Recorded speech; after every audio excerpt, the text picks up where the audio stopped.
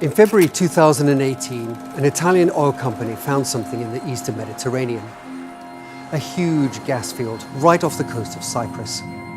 This field was part of the region's vast gas deposits, estimated to be as big as 3.5 trillion cubic meters.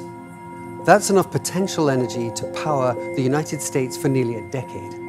Tension is mounting in the eastern Mediterranean over these discoveries as countries vie for control in an area rich with unclaimed resources. The potential for military action is rising as neighbors forge new alliances and old wounds flare up in the regional scramble to secure energy rights for the coming century and beyond.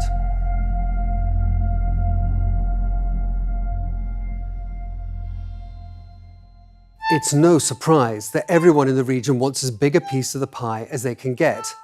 And for the most part, they've all claimed their shares. Egypt has started to exploit its oil and gas reserves and is now a regional exporter. Europe has long been wanting to cut its reliance on Russian gas, and the energy-hungry trading bloc would be an ideal market for Eastern Mediterranean natural gas. So what's the sticking point? The main cause of friction here is Cyprus, and the overlapping and competing claims different groups have made over it. Since a bloody conflict took place in 1974, the island has remained divided between Greek and Turkish Cypriots. The southern half, the majority Greek Republic of Cyprus, is recognized by the United Nations. The Turkish Republic of Northern Cyprus is not internationally recognized, but its autonomy is nonetheless guaranteed by Turkey.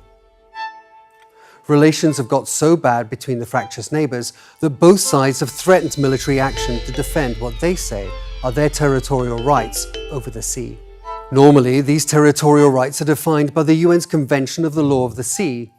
This document allocates up to 12 nautical miles from any nation's shore as its territorial waters, and up to 200 nautical miles as its EEZ, or Exclusive Economic Zone. As the name suggests, anything found in or under the ocean out to this distance is its own, exclusively. But unlike Greece, the Republic of Cyprus, and most of the world's nations, Turkey did not sign that UN convention. Instead, it has its own way of deciding limits of EEZs. Turkey uses the continental shelf theory, which says that a country's landmass, and therefore the EEZ, extends underwater to the very edge of the continental shelf. Using this theory, they've refused to accept that islands can have these zones. They say any island's influence is only as far as 12 nautical miles. These two calculation methods have triggered a cascade of claim and counterclaim. Early last year, the energy ministers of Cyprus, Greece, Egypt, Jordan, Israel, and Palestine all met in Cairo to discuss cooperation and the setting up of the East Med Gas Forum.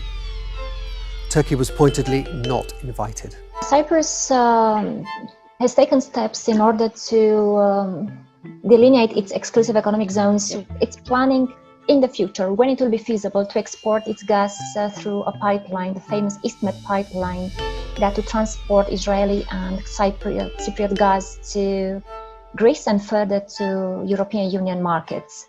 It's a rather contested project. It's a very expensive project. It will be the lengthiest undersea pipeline in the world, almost 2,000 kilometers. These are highly symbolic acts. Whether the pipeline will happen or not, it shows that there is an agreement. It shows that there is a strong cooperation between Cyprus, Egypt, and Israel in the area. Turkey is feeling diplomatically isolated and left out of this emerging system of cooperation.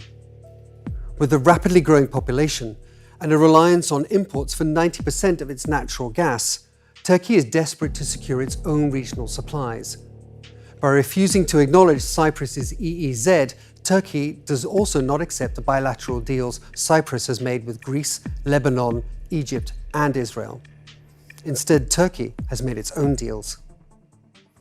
With its large armed forces, Turkey is now involved not just in northern Syria, but also in the rapidly expanding war in Libya. In November, Turkey and UN-recognized Government of National Accord of Libya signed a bilateral maritime deal that carved up a large portion of the eastern Mediterranean between them. Using their continental shelf method, they allocated themselves blocks for drilling and gas exploration. But several of these blocks were just off the Greek islands of Crete and Carpathos. This immediately invoked heavy condemnation from Greece and the international community as not only illegal, but a major destabilizing move. Turkey's go-it-alone attitude is upsetting its neighbors. Last December, it sent armed drones to mine over exploration ships in contested waters. In May, a French aircraft carrier conducted drills off the coast of the island when France felt Turkey had encroached on an area French oil companies were themselves exploring. In a clear message to Ankara, the United States announced in July that it would start training the Cypriot military. Turkey has now said it will send exploration ships into the contested blocks off Crete within months, with Greece responding by saying those vessels will be sunk. With so much at stake and so much wealth and security to be had, the region stands to greatly benefit if everyone's interests are satisfied. The Cypriot Republic has already requested a ruling from the International Court of Justice in The Hague on its and Turkey's overlapping claims, and both parties have much to gain from cooperation. However, as it stands, a single incident could unravel this tense and fragile peace, triggering a cascade of events that could easily draw the region into a devastating war.